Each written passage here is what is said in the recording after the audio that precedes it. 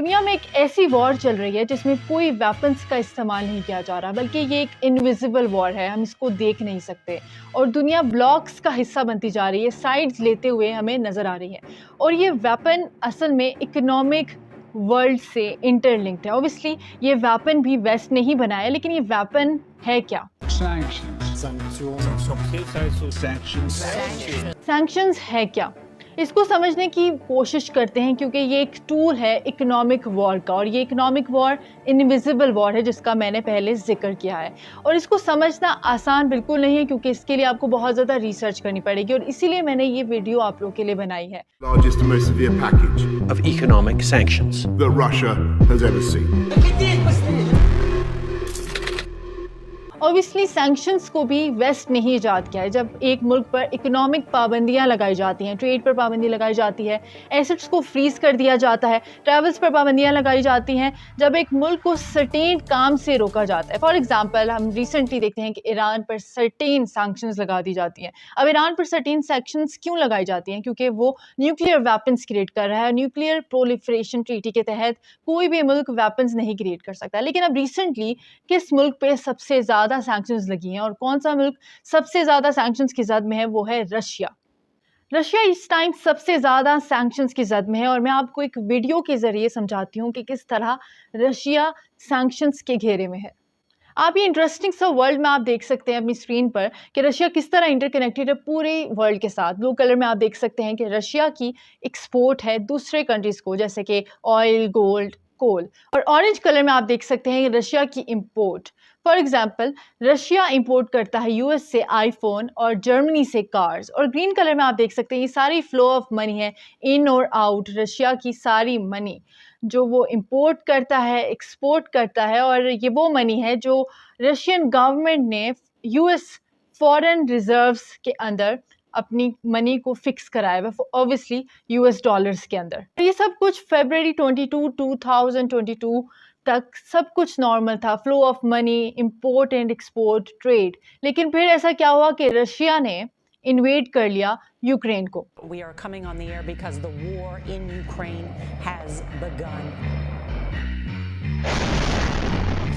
और पूरी दुनिया ने कहा कि ये अनएक्सेप्टेबल है, हमें फाइट बैक करना होगा और पुतिन को सबक सिखाना होगा, क्योंकि कोई भी कंट्री किसी भी नेबरिंग कंट्री को इन्वेड नहीं कर सकता, और ख़ास तौर पर अपने नेबरिंग कंट्री को इन्वेड नहीं कर सकता। और हमें एक मिसाल कायम करनी होगी कि आइंदा ये सब कुछ ना हो।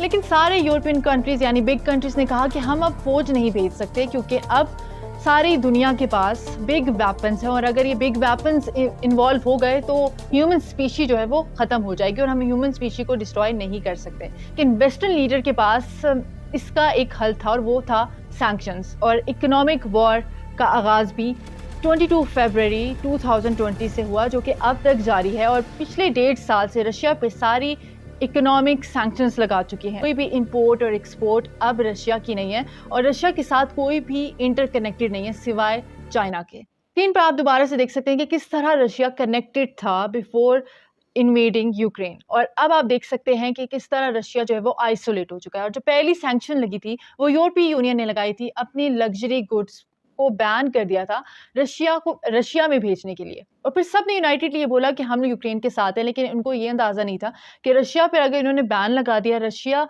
को एक्सपोर्ट नहीं की अपनी चीज़ें, तो इनडायरेक्टली रशिया भी इन पर बैन लगा देगा, क्योंकि ऑब्वियसली रशिया से ये भी ऑयल ख़रीदते हैं, और इनको भी ऑयल जो है वो महंगे दामों ख़रीदना पड़ेगा। ऑब्वियसली जो फर्स्ट एक्सपोर्टर है ऑयल का वो है सऊदी अरेबिया। लेकिन सारे जो यूरोपियन यूनियन के कंट्रीज़ हैं वो इस बात पर मुत्तफ़िक नहीं थे। बीच में इटली ने बोला कि हम कुछ चीज़ें एक्सेप्ट कर सकते हैं, क्योंकि ऑब्वियसली डिवीज़न थी बहुत ज़्यादा इस डिसीजन पे लेकर। इटली कह रहा था मुझे कोई फ़र्क नहीं पड़ता कि रशिया जो है वो इन्वेड करे किस मुल्क को, लेकिन हमारी जो एक्सपोर्ट है, इंपोर्ट है, वो ख़त्म नहीं होनी चाहिए रशिया के साथ। क्योंकि इटली के जो बहुत मेजर ब्रांड्स हैं, जैसे गुची है, अरमानी है, ये बहुत मेजर ब्रांड्स हैं और हिस्सा हैं रशिया के। तो इटली उस टाइम कन्फ्यूज़ था कि हम लोग ये जो सैंक्शंस हैं, इकोनॉमिक सैंक्शंस हैं, वो नहीं लगा सकते। लेकिन फिर भी इटली को सब ने कायल कर लिया, क्योंकि ऑब्वियसली इटली जो है वो यूरोपीय यूनियन का पार्ट है, और यूरोपीय यूनियन को भी वो नाराज़ नहीं कर सकता था। तो इटली ने भी फिर सारी इंपोर्ट्स और एक्सपोर्ट्स की बैन लगा दी रशिया पर। और सिर्फ यूरोपीय यूनियन ने ही बैन नहीं लगाया, बल्कि उसके बाद सिंगापुर ने अपने सारे कंप्यूटर्स प्रोडक्ट्स और इलेक्ट्रॉनिक्स पर पाबंदी लगा दी कि वो रशिया में नहीं भेजेंगे। और इसके अलावा ताइवान ने अपनी माइक्रो चिप्स को भेजना बैन कर दिया। और micro chips, can you imagine, हर चीज़ में इस टाइप माइक्रो चिप्स जो है वो लगती हैं, खासतौर पे इलेक्ट्रॉनिक आइटम्स पे, कंप्यूटर आइटम्स पे, तो वो भी बैन लगा दिया ताइवान ने। थाउजेंड ऑफ ब्रांड्स रशिया से चले गए। फॉर एग्जांपल मैकडॉनल्ड्स चला गया, बड़े बड़े रेस्टोरेंट्स चले गए रशिया से। नेटफ्लिक्स ने अपनी स्ट्रीमिंग बंद कर दी, एप्पल प्रोडक्ट यहाँ से निकल गया। इसके अलावा जो सोशल मीडिया के जो एप्लीकेशंस हैं, स्नैपचैट, फेसबुक, व्हाट्सएप, ये सब कुछ बंद हो गया। और एक बहुत अगली इकोनॉमिक वॉर इस टाइम जो है रशिया वो फेस कर रहा है। दूसरी तरफ देखा जाए तो रशिया की जाइंट एक्सपोर्ट बंद हो गई, क्योंकि रशिया सेकेंड लार्जेस्ट एक्सपोर्टर है ऑयल का, नेचुरल गैस का, फॉसिल फ्यूल का। और आप देख सकते हैं कि रशिया को कितनी स्ट्रॉन्ग सैंक्शंस का सामना करना पड़ा है। एक तरफ इंपोर्ट्स बैन हो गई, चले लग्जरी आइटम्स बैन हो गए। इस टाइम पाकिस्तान में भी लग्जरी आइटम्स बैन है, तो हम सर्वाइव फिर भी कर रहे हैं। लेकिन जब एक कंट्री सेकेंड लार्जेस्ट एक्सपोर्टर है फॉसिल फ्यूल्स का, नेचुरल गैस का, पेट्रोल का, तो ऑब्वियसली वहाँ पर ये चीज़ें तो सस्ती मिल रही होंगी, लेकिन जब वो अपनी चीज़ को एक्सपोर्ट नहीं करेंगे तो ऑब्वियसली उनके जो करेंसी है रूबल, वो डाउनफॉल का शिकार हो जाएगी। लेकिन सबके बाद रशिया के जो प्रेसिडेंट व्लादिमीर पुतिन, उन्होंने एक ही जवाब दिया कि आप न्यूक्लियर वॉर के लिए कोई भी तैयार हो जाए। जो सारे कंट्रीज़ कह रहे थे कि हम लोग न्यूक्लियर वॉर नहीं कर सकते क्योंकि जो स्पीशी है वो एक्सटेंट हो जाएगी, ह्यूमन स्पीशी एक्सटेंट हो जाएगी। और हम लोगों ने इकोनॉमिक वॉर का आगाज़ कर दिया, सैंक्शंस लगाना शुरू कर दी। लेकिन रशिया को उससे कोई फ़र्क नहीं पड़ता, क्योंकि ऑब्वियसली रशिया ने यूक्रेन को इन्वेड किया है।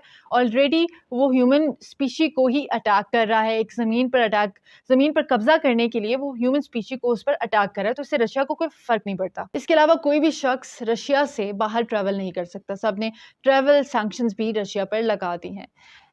जो न्यूट्रल जिन्होंने पॉलिसी अपनाई थी, सिर्फ वही उन्होंने वीज़ाज जारी किए हुए हैं रशिया को। लेकिन इसके अलावा रशिया जो है वो, ख़ासतौर पे रशिया से कोई भी बंदा वो वेस्ट की तरफ नहीं जा सकता, यूरोपियन कंट्रीज़ की तरफ नहीं जा सकता। सिर्फ एशिया में कुछ ऐसे कंट्रीज़ हैं जिन्होंने न्यूट्रल पॉलिसी रखी हुई है रशिया के रिगार्डिंग, तो वो लोग वहाँ पर ट्रैवल कर सकते हैं। और अगर देखा जाए कि सैंक्शंस किस तरह स्टार्ट हुई थी, फॉर एग्ज़ाम्पल सबसे पहले यूरोपियन कंट्रीज़ ने कुछ ब्यूरोक्रेट्स का और रिच पीपल जो रशिया के हैं, उन्होंने जिन्होंने काफ़ी अपनी प्रॉपर्टी ख़रीदी हुई है यूरोपियन कंट्रीज़ के अंदर, वेस्टर्न कंट्रीज़ के अंदर, तो सबसे पहले वो लिस्ट तैयार की। और ये लिस्ट ओफेक वेबसाइट पर मौजूद है। उस लिस्ट के अंदर इन सारे ब्यूरोक्रेट्स के नाम है, मिनिस्टर्स के नाम है, और इसके अलावा जो इन्फ्लुएंसर्स हैं उनके नाम है, रिच पीपल जो हैं उनके नाम डाल दिए गए और उन पर पाबंदी लगा दी गई। उनके जो सारे एसेट्स हैं यूरोपियन कंट्रीज़ के अंदर, उन पर पाबंदी लगा दी गई। फॉर एग्जांपल एक बहुत बड़ी इंस्टाग्राम इन्फ्लुएंसर्स हैं जो रशिया की है, और ये फॉरेन मिनिस्टर की बेटी भी हैं, और ये यूके में रहती थी। और जब रशिया पर सैंक्शंस लगी तो उनको यूके से बाहर निकाल दिया, और यूके ने उन पर ट्रैवल जो है वो सब कुछ बैन कर दिया। और इसके अलावा बहुत सारे जो रशिया के इन्फ्लुएंसर्स थे पूरी दुनिया में मौजूद थे, उन सबको बाहर निकाल दिया। सब कंट्रीज़ ने उन पर बैन लगा दी कि वो कभी भी इन कंट्रीज़ को ट्रैवल नहीं कर सकते। अब हम लास्ट पार्ट डिस्कस करते हैं कि किस तरह रशिया इन सारी सैंक्शंस को सर्वाइव कर रहा है। पहले पार्ट में मैंने आपको बताया कि पहले किस तरह एक नॉर्मल सिचुएशन थी रशिया के लिए, सारे कंट्रीज़ के साथ इंटरकनेक्टेड था, और उसके बाद दिखाया मैंने आपको कि किस तरह रशिया जो है वो आइसोलेट हो गया है। लेकिन इसके बाद भी अगर देखा जाए तो 1.5 साल हो चुका है रशिया ने यूक्रेन को इन्वेड किया है, और अभी तक जो रशिया है वो बहुत ज़्यादा एग्रेसिव है यूक्रेन को लेकर। कोई इकोनॉमिक सैंक्शंस जो वेस्टर्न कंट्रीज़ ने लगाई थी कि भाई रशिया को हम आइसोलेट कर देंगे और रशिया शायद हट जाएगा यूक्रेन से, क्योंकि वेस्टर्न कंट्रीज़ भी अब डरती हैं कि अब हम नेटो को लेकर, इस तरह फ़ौज को लेकर सारी लड़ नहीं सकते, क्योंकि अब सबके पास न्यूक्लियर वेपन्स मौजूद हैं और इसका बहुत ज़्यादा नुकसान होगा। शुक्र है ये बहुत एक पॉजिटिव सोच आई है वेस्टर्न कंट्रीज़ के अंदर, वरना अफ़गानिस्तान में जिस तरह नेटो कंट्रीज़ की जो फोर्सेस थी वो मौजूद थी, पूरे मुल्क को बर्बाद कर दिया था, तो उसी तरह रशिया और यूक्रेन में भी होना था। लेकिन अब रशिया किस तरह सर्वाइव कर रहा है इन इकोनॉमिक सैंक्शंस को, वो इस तरह के चाइना रशिया का एक बहुत पुराना दोस्त है, और चाइना ने कोई भी सैंक्शन जो है वो रशिया पर नहीं लगाए। तो ये एक बहुत बड़ी सपोर्ट है, ना सिर्फ मॉरली बल्कि इकोनॉमिकली भी रशिया को एक बहुत बड़ी सपोर्ट है चाइना की। और उसके अलावा जैसे मैंने आपको पहले बताया कि जब सैंक्शंस लगी तो रशिया की जो करेंसी है रूबल वो माइनस में चली गई, क्योंकि वहाँ की स्टॉक मार्केट ख़त्म हो गई, और वहाँ पर जो रशिया के फॉरेन रिजर्व्स थे वो सारे फ्रीज़ हो चुके, सारे एसेट्स रशिया के फ्रीज़ हो चुके हैं। तो रशिया की जो करेंसी वो काम कर ही नहीं सकती थी। फिर इन लोगों ने एक ब्रिक्स समिट बनाया जिसमें ब्राज़ील, रशिया, इंडिया, चाइना और साउथ अफ्रीका शामिल हैं। इन लोगों ने एक ऐसी तंजीम बनाई है जो कि G7 कंट्रीज़ के अगेंस्ट है। ऑब्वियसली G7 कंट्री जो हैं वो इंटरकनेक्टेड एक पॉलिसी बनाते हैं, ट्रेड की पॉलिसी बनाते हैं। तो इन ब्रिक्स ने अपनी एक पॉलिसी बनाई कि अब अपनी करेंसी के अंदर ट्रेड करेंगे। ऑब्वियसली व्लादिमीर पुतिन जो है वो एक बहुत स्मार्ट इंसान है। उन्होंने जब यूक्रेन पर अटैक करने का फैसला किया तो उनके पास एक बी ऑप्शन भी था, क्योंकि उन्हें पता था कि मेरे पे भी सैंक्शंस लग जाएंगी, मैं भी आइसोलेट हो जाऊंगा। लेकिन अब ब्रिक्स के अंदर जिस तरह तेज़ी से कंट्रीज जो हैं वो शामिल होते जा रहे हैं, तो वेस्ट के लिए ये भी एक बहुत ज़्यादा कंसर्न वाली बात है, क्योंकि रशिया जो है वो ना सिर्फ साउथ अफ्रीका में को पूरा ब्रिक्स में शामिल कर चुका है, पूरे अफ्रीका की कंट्रीज़ भी ब्रिक्स में शामिल होते हुए नज़र आ रहे हैं। और उसके अलावा एशियन कंट्रीज़, मिडल ईस्ट के कंट्रीज़ भी ब्रिक्स में शामिल हो रहे हैं और वो चाहते हैं कि वो अपनी करेंसी को ऊपर लेकर आएँ और अपनी करेंसी को अपनी करेंसी में ट्रेड करें और जो डॉलर की सुपरमेसी है वो ख़त्म हो सके। तो इस तरह नेशनलिज़्म भी एक तरह से हमें नज़र आ रहा है कि वो कंट्रीज़ में राइज़ हो रहा है। अगर इसी तरह की मज़ीद इन्फॉर्मेटिव और इंटरेस्टिंग वीडियोज़ आप लोग देखना चाहते हैं, तो मेरे चैनल को लाइक करें, सब्सक्राइब करें और नोटिफ़िकेशन के बटन को ज़रूर क्लिक करें।